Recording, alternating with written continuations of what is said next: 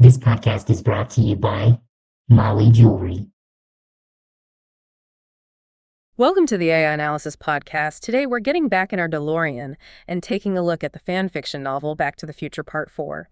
And I want you to imagine knowing someone your entire life as an infallible genius. Right, like the smartest person in every single room. Exactly. The person who, always has the answer no matter how dire the situation gets. Yeah. But then you travel through time and discover that your superhero mentor is actually, well, a terrified, barefoot 12-year-old running for his life in the pouring rain. It is wild. Just a completely mind-blowing visual. It really is. So today we are exploring Chapter 2, titled Home, written by Jake Boger.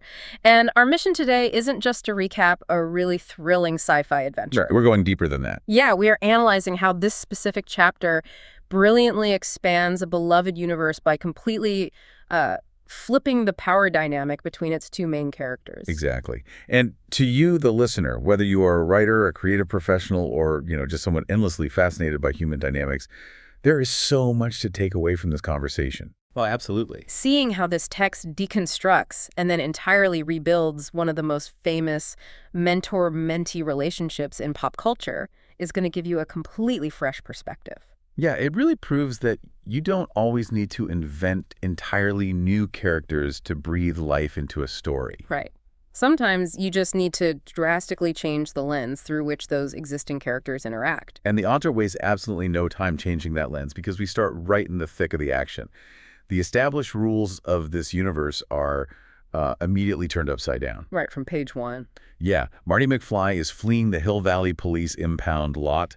He bursts through the chain link gates in the DeLorean, and as if the universe itself is mocking him, it instantly starts pouring rain. Of course it does. Right. You have sirens wailing, dogs barking. Yeah. 2 police squad cars are just hot on his tail. But the tension here isn't just about outrunning the cops. No, it's about the speedometer. Exactly. Marty is hitting 60, 70, 80 miles per hour, Huh. but he is desperately, actively trying not to hit 88 miles per hour, which is such a brilliant inversion of the established mechanics of this world. I mean, for anyone familiar with this universe, hitting 88 miles per hour is always the goal. Right. It's the victory condition. Exactly. It's the escape hatch. But here, the author utilizes the time machine's core function as this immediate, life-threatening constraint. Right. It forces the protagonist to be clever rather than just relying on sheer speed. Okay, let's unpack this, because Marty is essentially driving a highly delicate, malfunctioning classic car that also happens to be a temperamental spaceship. That is a great way to describe it. Right, and if you're listening to this and thinking, wait, why didn't Morty just fly away or use the time circuits to instantly escape? You have to remember the history of this specific vehicle. Yeah, it has been through a lot. It really has. It's been struck by lightning. It has been battered across multiple centuries. It's glitchy. Marty actually has a moment of intense internal debate where he thinks about just shutting off the time circuits entirely to avoid an accidental jump while he's speeding away. But he refuses to do it. And the reasoning is deeply tied to the stakes of the chapter. Right. If he turns those circuits off, he is terrified that the destination data locked into the computer's memory will be completely wiped out. Oh, wow. Yeah, the system is just too fragile. Which is such a huge problem. Yeah. Because hitting 88 without his passenger would strand him in the past, completely alone, with no way to find the person he's looking for. Exactly. The ultimate goal of the time machine is suddenly a trap. It's a tightrope walk. He has to drive fast enough to evade the police, but slow enough to not break the space-time continuum. And notice how he survives this. I mean, instead of panicking or relying on the magic of time travel as a crutch, he relies entirely on his own wits and his driving skills. Yeah, his street smarts really shine here. They do. He literally tells himself in his internal monologue, "Think, McFly, use your head." I love that line. It's so good. Yeah. That moment is crucial for analyzing his character arc. This establishes a much more mature, capable version of Marty right out of the gate. Right. He's not the flustered kid scrambling to figure things out anymore. He's a seasoned veteran of temporal crises. He is analyzing his environment. He really is. The evasive maneuvers he pulls off are incredibly cinematic, but they are grounded in pure logic. He's got these two cruisers boxing him in, spotlights glaring off the wet stainless steel, and he waits for the absolute perfect moment at a half-flooded intersection to just kill the headlights. It's completely dark. Yeah, he completely vanishes into the rain and shadow, slipping unnoticed into a freight depot. It's so tense. It is. He hides between massive semi-trailers in the pitch black, just sitting there in the dark, letting the engine tick cool. It's visceral. You can feel the claustrophobia. Oh, definitely. And just when he thinks he's in the clear and rolls back out onto the street, another cruiser spots him. The author simply refuses to give him an easy out. The tension is relentless. So the chase kicks off all over again. He is hydroplaning through puddles, red and blue strobes reflecting off every surface. And finally, Marty finds a skeletal construction site. Right, the maze of cranes and concrete pipes. Exactly. Stacks of lumber everywhere. He slides behind an unfinished foundation, jumps out into the mud, and throws a tarp over the DeLorean just as the cops blaze past. It is a masterclass in building tension through mechanical constraints. It really is. But Marty is risking his life, his freedom, and the integrity of the space-time continuum just to keep his destination data intact. Yeah. And as a reader, you're wondering, what could possibly be worth that astronomical level of risk? He isn't just running away from the police. He is running toward someone. Right. The answer to who that someone is completely recontextualizes the entire narrative. Yeah, because the transition from the high-octane mechanical stakes of the car chase to the raw emotional stakes of his mission is jarring in the best possible way. Absolutely. Marty finally gets the car back on the road, carefully keeping his speed down, and arrives at his destination. And it's not a high-tech lab. It's not a cozy suburban house. Far from it. It's the dark, sagging, depressing Hill Valley foster home. He pulls up in the middle of the night, taps the horn, gets no response, and then just lays on it, completely ignoring the risks of the police finding him. He's just desperate at this point. Yeah. And suddenly the front door bursts open and this small, nervous, barefoot boy comes sprinting out across the wet lawn, being aggressively chased by angry caretakers. The visual contrast the author paints here is stunning. You have this futuristic stainless steel time machine idling in the rain, and running toward it is a completely helpless child. I have to push back on this scene, though, or at least express my sheer disbelief, because visualizing this specific character in this way is almost impossible for my brain to process. It's definitely a shock. Right. We are so culturally conditioned to picture this man as a larger-than-life, eccentric, incredibly confident, booming inventor. And here, the text gives us a scared, barefoot kid running for his life in the rain. Yeah. Marty pops the going door, the kid jumps in, soaking wet and shivering, and Marty asks his name. The boy pants, Emmett. Emmett Brown. And then we get the line. Yes. Marty delivers this perfectly understated, shell-shocked line. Oh, this is heavy. What's fascinating here is the psychological brilliance of this role reversal. The narrative has taken a sledgehammer to everything we know about their relationship. Seriously. Marty is now the doc of the situation. He's the older, experienced time traveler stepping out of the shadows in a machine the boy can't comprehend to rescue a naive, vulnerable, completely out-of-his-depth partner. And young Emmett is utterly clueless. He is staring at the glowing time circuits on the dashboard, which are locked onto this seemingly impossible date, October 16th, 1935 at 7:02 p.m. Right.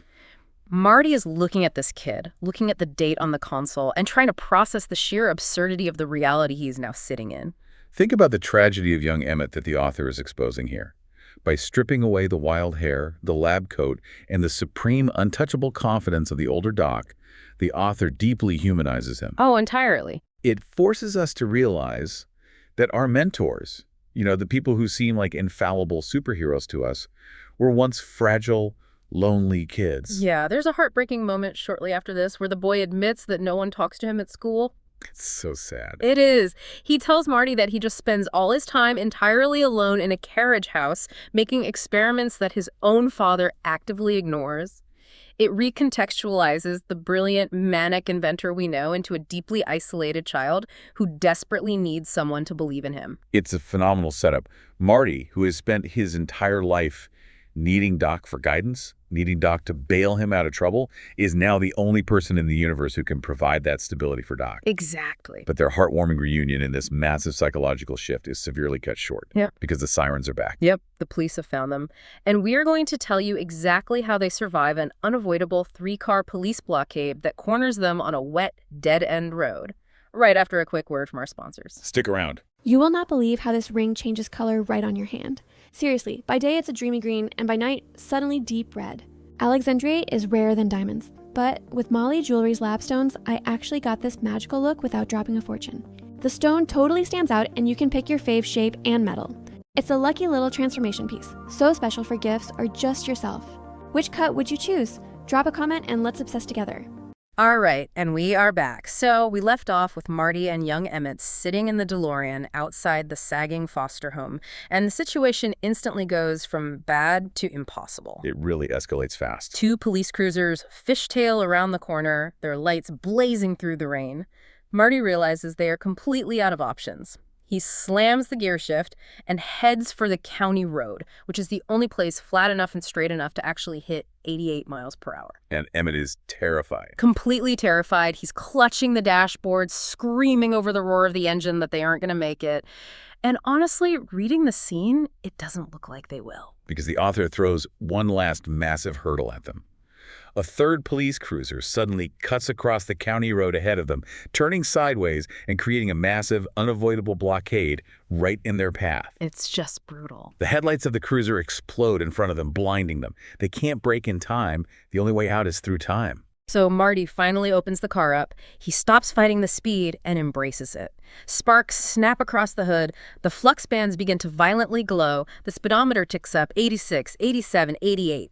And the flux capacitor roars to life just a fraction of a second before they are about to smash into the police blockade. It's so close. Too close. A blinding white light swallows everything. The torrential rain instantly becomes dry dust. And suddenly, they burst into existence on a dirt road under a clear, dry night sky. And they narrowly avoid getting utterly demolished by a speeding black Cadillac. It's a phenomenal, chaotic entrance into 1935. Oh, absolutely. But once the dust settles and Marty pulls the DeLorean off the road and hides it in the shadows of the open farmland, the real mystery of this text begins, because the immediate physical danger is gone, but the temporal danger is just starting. Right. Emmett has to explain how a 12-year-old kid in 1935 ended up jumping decades into the future in a time machine he didn't invent. And his explanation completely shifts the tone of the narrative. He tells Marty that his father, Judge Erhart Brown, is being actively blackmailed by a local mob boss named Eddie Black. Yep. And Eddie's right-hand man is, wait for it, Kid Tannen. Of course. Because, of course, there's Tannen henchmen. They want the judge to rule their way on a massive corruption case, and to guarantee that he cooperates, they kidnapped young Emmett as insurance. They held him hostage at an abandoned old police station out near the rail yards. I want to pause here and look at why this shift is so effective. Sure. The author is fundamentally changing the genre of the story we were reading. It's no longer just a cosmic sci-fi adventure about the space-time continuum. It is morphed into a temporal noir detective story. Well, I like that description. It's like science fiction meets the Maltese Falcon. By introducing a mobster and a blackmail plot, the author grounds the usually abstract cosmic stakes of time travel into very gritty, physical, recognizable danger. It's brilliant, but it leaves a massive open question. How did a kidnapped kid in 1935 escape into the future? Good question. Right. Emmett says he tried to run away once and got caught. But the second time, he managed to slip into a closed garage at the police station. And sitting right there in the garage was a strange metal car. Just waiting for him. Yeah. It was making no engine noise, just a low, powerful humming sound. And the keys were left sitting right in the ignition. He got in, drove away as fast as he could to escape the mobsters running out to catch him, and accidentally triggered the time circuits, ending up in a different hill valley where nobody knew him, and ending up in that foster home. Which is a fun story until you start applying the actual logic of time travel to it. Oh, yeah. The implications of that exposition completely shatter the established timeline. Here's where it gets really interesting. I want to really dig into the mechanics of this because it's a massive timeline headache. Marty explicitly states earlier in the chapter that he and Doc never went to 1935. Never. In all their previous adventures, they never went near that specific year. So if they never traveled to 1935, whose DeLorean was sitting in a mobster's garage, why was it fully active, humming with power? And why were the keys conveniently left inside for a kidnapped kid to find? It's a massive temporal paradox. The author is doing something incredibly clever with the mystery here. They are using familiar elements to make the reader comfortable. We all expect a Tannen to be a bully or a henchman. But they're using that comfort to smuggle in massive unknown variables. Right, like Eddie Black. Exactly. Eddie Black is a totally new threat. But more importantly, a mysterious active time machine sitting in a 1935 garage is an existential threat.